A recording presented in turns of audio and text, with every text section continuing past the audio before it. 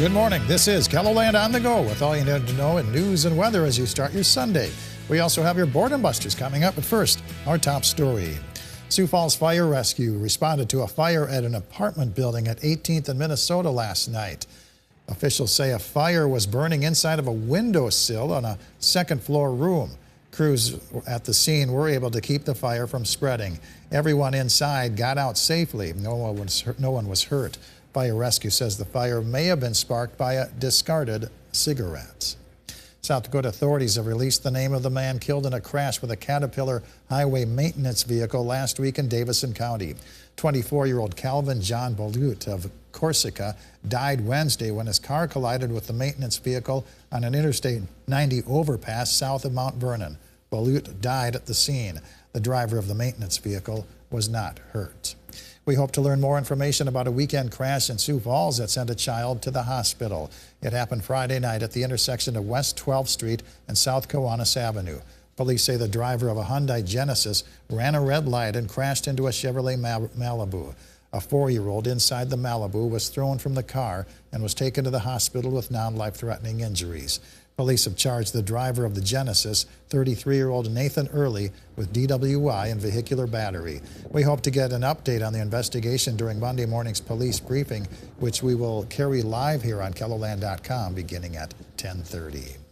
Let's take our first look at the forecast now with meteorologist Brian Karstens in the Storm Center. Good morning, Brian. All right. Good morning, Perry. Good morning, everybody. Weather today looking like less wind for sure across the region. Temperatures with the clouds on the increase across the midsection of KELOLAND. Mid-30s today, Sioux Falls. 36 for high in Aberdeen. 40 in Pierre. 46 at Rapid City. Now, coming up in weather, we're going to be looking ahead to warmer conditions tomorrow, and it looks like we're going to repeat some above normal trends going into the work week forecast. That information in just a couple of minutes. All right. Thank you very much, Brian. Well, a boy from southwest Minnesota fulfilled a years-long dream this weekend, but instead of receiving anything, he was the one doing the giving. 12-year-old Oliver Carvino of Laverne served as a Salvation Army bell ringer outside of the Hy-Vee at 37th in Minnesota Saturday. His mother says this is something Oliver has wanted to do ever since he saw bell ringers at a very young age. Probably like 8 or 9, and then this year I was finally like, he continually brought it up and was very persistent, so I was like, let's get on this. The persistent Oliver says everyone should try to do their best to help other people. Nationally, the Salvation Army raised more than $100 million from its Red Kettle campaign last year. We posted a link under this story here on KELOLAND.com for anyone who wants to register to become a bell ringer. Save your appetites for breakfast and help the youngest victims of the war in Gaza. Sanaz Mediterranean is serving a Syrian breakfast today with 100% of sales going to purchase meals for Palestinian children in Gaza. Customers who can't make it to the breakfast have already donated hundreds of dollars to the cause. It's something that I always knew about South Dakotan. They really care. They're kind, human, generous human being. So when they know what's going on, when they're aware of what's going on, they're more than willing to help. I think it's a tragedy for everyone. And politics, religion aside, it's a tragedy. Serving time goes from 10:30 a.m. to 1:30 p.m. at Sadaz Gourmet Mediterranean at the 8th and Railroad Center in downtown Sioux Falls. The Shabbat Jewish Center of South Dakota is hosting a Hanukkah celebration at the Empire Mall. It's taking place from 3:30 to 5 near the children's play area and includes a menorah lighting and food. This is the final day of the estate sale for the late Hagar the Horrible cartoonist Chris Brown. All items are listed at half price from 10 a.m. to 4 p.m. The address is at 1005 South Garfield in Sioux Falls. You're asked to park in the Trinity Baptist Church parking lot. A shuttle van will take people from the parking lot to the house and back.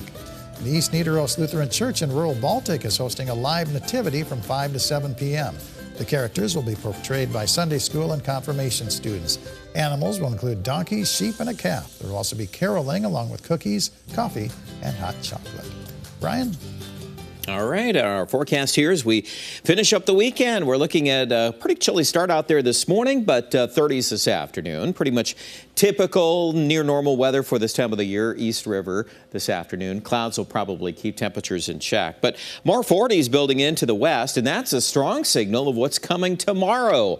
Temperatures will likely be above normal for most of us. I would expect highs at least in the low to mid 40s for Sioux Falls on Monday. Do you see any rain or snow possibilities? Well, not on this map, not much at least. Maybe a hint of some flurries or a sprinkle as this frontal system passes through tomorrow afternoon. You can see just a hint there in the Black Hills and a little more in the northeast. But if it does snow a little bit there in Sisseton, doesn't look like it'll last very long, and then it's a temporary setback. It's not going to stay colder very long. The overall trend as we look to our north is for the mild air to re-intensify. Now this map of course shows the departures from average, so not necessarily the actual temperature, but it tells us the trend above normal. And see how Canada simply isn't seeing near normal temperatures because of the Pacific air that's been pushing across the Rockies. And so when Canada is basically cut off from Arctic air, well, yeah, we're not going to see it, are we? And frankly,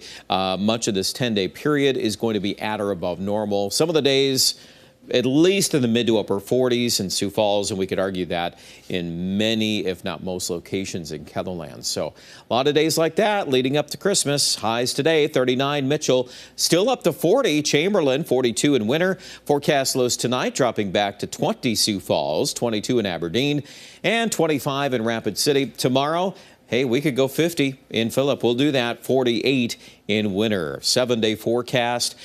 Not a mention of organized rain or snow. Looks like mid-30s Tuesday. A little cooler with that northwest wind that'll be brisk. But then beyond that, mid and upper 40s Wednesday, Thursday, possibly extending into Friday. We'll see how that timeline shapes up, but it doesn't look like anything major substantial is changing there.